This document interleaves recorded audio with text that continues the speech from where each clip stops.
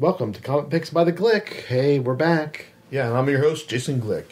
And thanks to the magic of pre-recording, we're recording this right now before The Dark Knight hits theaters, which hopefully when it does hit, it'll prove to be as exciting as its previews have been. Oh, yeah. Yeah, but hey, we figured since you're all interested in seeing The Dark Knight, I want to be interested in some recommendations for other great Batman books. Now, I'm doing this assuming that you are all familiar with The Dark Knight, The Dark Knight Returns, Batman Year One, and all these other pivotal Batman works. Mm-hmm. Yeah, I mean, look, Batman's is about as big as, what? As Superman. Just years and years and years ago, right? Yeah. But we have so many different versions of Batman, how would one choose, what Batman is? There's so many Batman stories out there that it kind of gets to the point where you just have to pick your own personal favorites, and that's... Mm-hmm.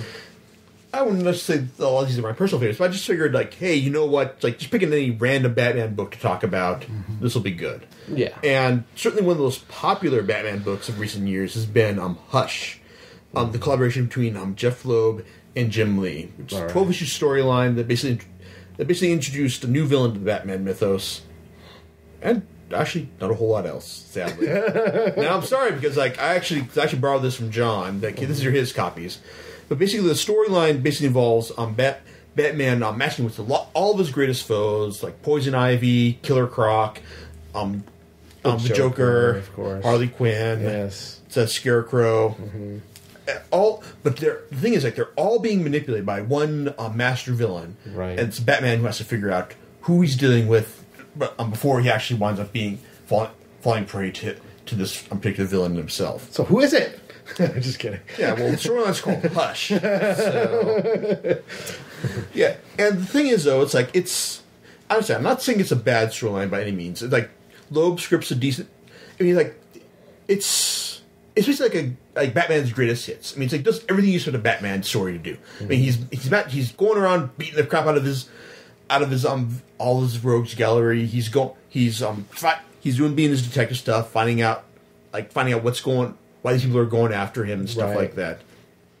And also, it's by some beautiful art by Jim Lee, who does superheroes and superhero action like no one else does. Mm-hmm. Yeah, the thing is, though, is that it's really not a whole lot more than that. Mm-hmm.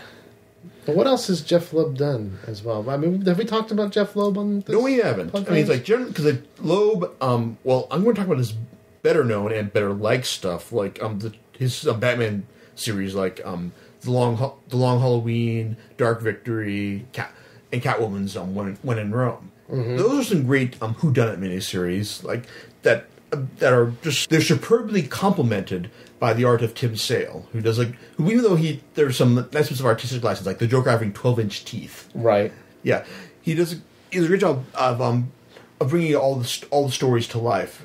Yeah, and actually that seems to be Jeff Loeb's stock and trade by writing lots of stories. General greatest hits type stories for big name artists, and that's basically what he does for the storyline of Hush right here. Mm-hmm. Yeah, the problem is though is that the main villain antagonist in Hush is fairly easy to guess if you if you're paying attention, because hey, you know what, this new guy who appears in the storyline, hey, he probably has a fairly important part to play in here. Fortunately, if you've read The Long Halloween, then you'll know that one of the complaints was that, oh, wait, there is no body for this character, so he obviously has to be the villain. Let's just say Loeb has learned a few tricks from here, and he actually manages to camouflage it to a certain extent, but still, it's the same thing. Yeah. The problem is, though, that a lot of the Batman's conflicts with these villains, it's just him beating the crap out of people. There's no real depth to these conflicts. Even with the Joker, it was originally done to explain why does the Batman just finally kill the Joker? Why does he let this guy live all these years? But no, we found out that Batman does it because he has to show the Joker that his way works, that his way is the best. Mm-hmm. Yeah, it's great. That's the kind of thing you can expect from this series. I'd say probably the less you've read of Batman, the more you might enjoy the series. But that's just me. It's John?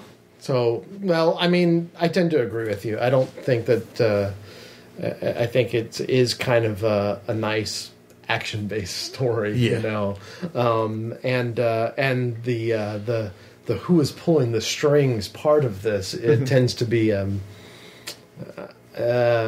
oh really? How about that? You know, you know, but didn't see that coming. Yeah, exactly. So that's you know. But I tend to agree with most of your assessment on it. But although I do enjoy the art, and the art is really good. Yes, Jim Lee, like, he shows you why he's the best superhero artist in the business. Yeah, it is good stuff. So you know, for what it's worth, you know, I did enjoy reading it, but there's not a lot of depth to it. That's you know, kind of like I said, agreeing with you on this one. Yeah, it's like with also the thing is that Loeb also winds up putting all generally restoring the status quo back to the original setup by the end of the story. I mean, it's like I would have liked to have seen him the whole Batman Catwoman relationship like, you know, carried on more. That developed more than what is in this series. But basically, like, generally what we get out of the series is a new version of Harvey Dent, which has since been reset to his original Two-Face incarnation. Right. And also a villain who is basically just best described as the equivalent of evil Batman. Yeah. I mean, yeah, in the beginning parts of this, I mean, well, right off the bat, no pun intended,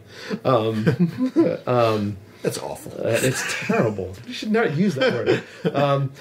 Right from the get-go, you know, it seems like, you know, Batman may die. Oh my gosh, isn't that? Of course. But why would he?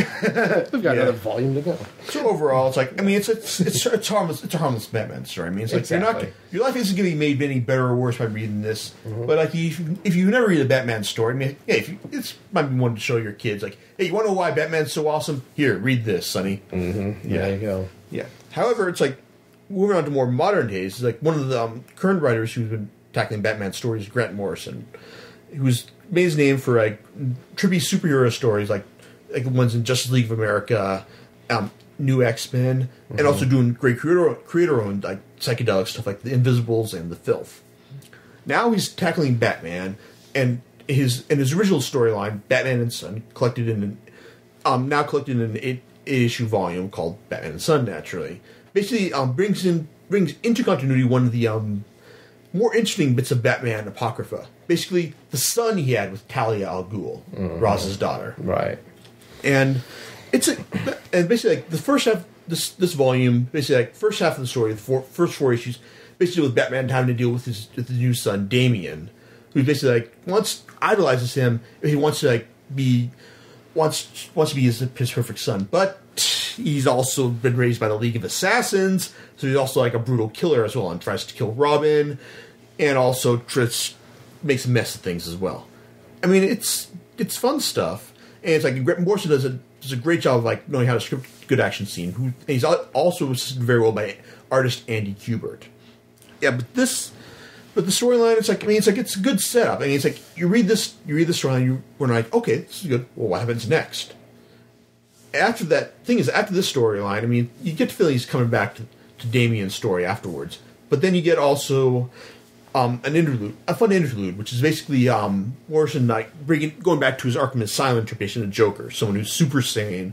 Basically, he's all the incarnations of Joker you've seen over the years. Basically, him adapting to the times, him being like a lethal Joker or a crazy killer, or just who's like absolutely batshit crazy. And this interlude is fun because it's interesting because it's a purely text story. It has Joker killing off all of his old associates in order to be reborn as something else. And also it comes down to him basically like I'm trying to kill Harley Quinn at the very end, which is interesting in and of itself. It would have been more interesting had the art been a little bit better, because even though it's a pure text story, the art, which is quite obviously and very generally not very good CG by John Van Fleet, doesn't really add anything to the effect at all. And if they had just gotten Andy Kubert to do spot art for this, it would have been a little better. Then you get some additional stories, which basically has Batman coming face to face with some additional versions of himself. Well, those were really set up in the first story arc, but I don't know. It's like I guess the problem with the story is that it's even though it's like the first 8 issues of Grant Morrison's run on the Batman title, there's no clear direction that appears to the storyline as opposed to what his work in the past with them, Justice League of America and X-Men. I mean, yeah, you get some fun stuff with him taking on a Venom or a super strength enhanced version of himself that's been killing prostitutes, and then you get like the issue 666.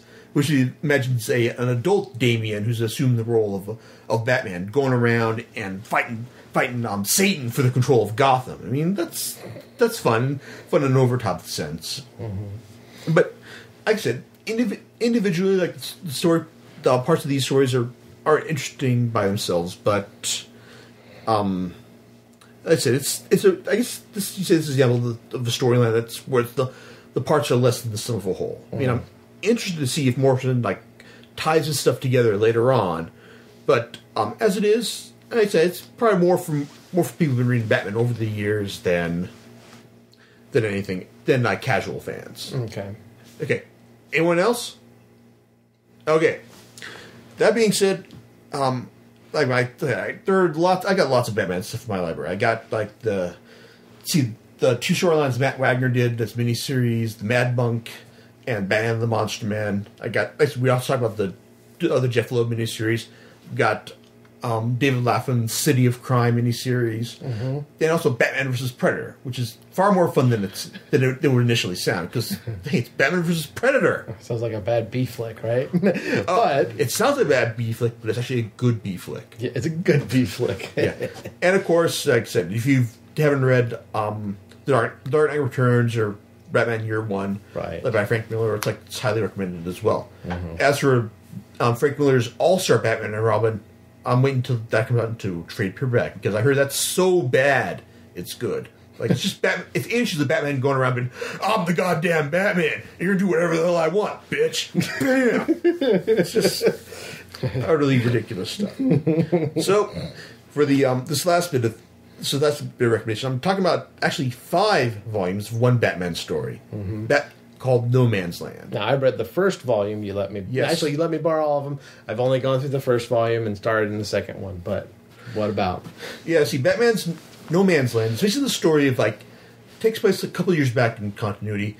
It's like after Gotham's been hit with plague, earthquake, and just all sorts of just general regular stuff. The governor declares Gotham City no man's land. Tells everyone, okay, everyone, get the hell out. It's like, we're not going to deal with this anymore. Gotham City is more trouble than it's worth to deal with. And at this point, well, now it's Batman versus all the villains who have basically taken up residence in the city, mm-hmm. and he's got to try and restore some sort of order, and also has to contend with the Gotham City Police Department who have taken umbrage at Batman's departure. At the beginning of No Man's Land. Mm-hmm. Now, what makes the story work from the beginning is Bob Gale's excellent setup story. Basically, outlines the status quo, shows you what the regular citizens need to do to survive. The whole barter system in the series that the populace is descended to, and just who is in control of what in Gotham City. Yep. I mean, they go so far in it, and that's just in the first volume alone, mm-hmm. where they set up basically, they're looking at a map, and and you see what is controlled, who controls what parts of the city, because the city is not under one particular, it's not like there's the GCPD, the Gotham City Police Department. Mm-hmm. Then you have the. Then you got Two-Face, you got Penguin, right. Joker. They all own different blocks of the city. So mm-hmm. So it's got a nice setup. Yeah, it's fun seeing the map evolve to show it as the volumes go on. 'Cause it's mm-hmm. 5 volumes in total, right? And just to show you who gains what as the series goes on. Mm-hmm. But even though the series is a crossover between 4 different Batman titles, and they weren't all written by the same person. Okay. But what makes the series work is that it obviously had very strong editorial guidance, and that's key for this kind of situation, because with all these different people, there's a clear storyline that evolves throughout the entire series. Basically, with Two-Face's obsession with Jim Gordon, right? And eventually, who is responsible for the fact for the real reason why Gotham was declared no man's land, and it's a really good explanation why, because well, I mean, because it involves one of the other major DC villains who's basically got one city under his control, and I was looking to get another. When you talked about the different villains in there, I actually appreciated the Scarecrow.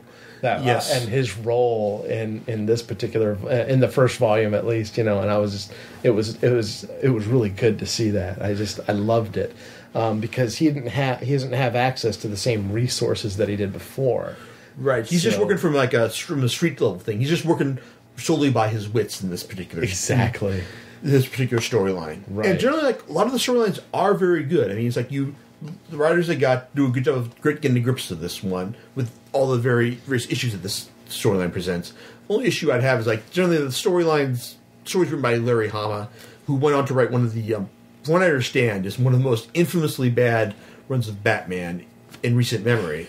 I mean, it's reading this stuff. It's kind of like, oh well, why'd they give him the main series to write anyway? Mm-hmm. But so other than that, it also marks the comics writing debut of one writer, Greg Rucka, who's best known for some crime novels, but has since gone on to write some really excellent Batman stories, and also his own creator-owned series, Queen and Country. Mm-hmm. And for those of you interested, he also wrote one of the stories on the Batman Gotham Knight DVD as well. Okay, yeah, that's right. That just recently came out a few weeks ago. Yeah, and it's like I said, it's a good overall thing. This is probably this is generally one of the best crossover storylines I've read, because it's got a good. It has a good sense of direction about what it wants to do, where it's headed, and like I said, it knows what, and it's also it's able to by some great writers, great artists, and it's good overall good storyline. Even though it's 5 volumes total, it's like chances are after you read one, you probably want to go, well, what happens next? Right. What happens after that? Right. Yeah. Oh, and also some of you might also complain about the fact that, oh wait, this is the DC universe. Why doesn't the JLA just go in there and fix this? Yeah, well, Batman story. Yeah, it's this is one of those storylines where I have to admit that Justice League's involvement, you have to take this with a certain amount of degree of self-closure. While the ground reason was given by the other comics going on was that the Justice League were busy preventing other criminal organizations from making Gotham their base of operations during this time. There is a nice storyline that involves Superman going in, fixing things, and then realizing that even though he's trying to give people back the power and some sense of normalcy, the situation in Gotham is degenerated so far that what he can do, there's only so much he can do beyond that. There's not that he can't bring things back to normalcy just by his intervention alone. Kind of he just feels like he's putting a Band-Aid on a bigger problem. Exactly. So yeah, but otherwise, from what I understand, No Man's Land should still be in print. If not, you should probably get it fairly easy from Amazon.com or other sources. Yeah, I was over at the Borders and I saw at least the last 3 or 4 volumes actually over there on the shelf. So whether that's leftover print, I would highly recommend it. Just based off the first volume alone, it looks pretty good. So, yeah. And then let's see, Batman and Son recently is still in print as well. It had a trade paperback issued last week, I believe, and Hush is also available in print in softcover versions and in a nice 12-issue Absolute edition. Yeah. But hey, it's that's just some Batman volumes. I mean, it's we could just probably keep going on for the rest of the night about other worthwhile Batman stories, but we're just I just picked out 3 that I just thought were worth mentioning, just because of their particular place in the Batman mythos at the present. Well, there you go. And we're looking forward to seeing the movie. Oh, hell yeah. Chances are we'll probably be talking about this on No Podcast for Old Men when it comes out. Yet another. So, for the books, you got me. For the movies, you got me and everyone else. Yep. Okay. But hey, that's it for now. See you later. Night.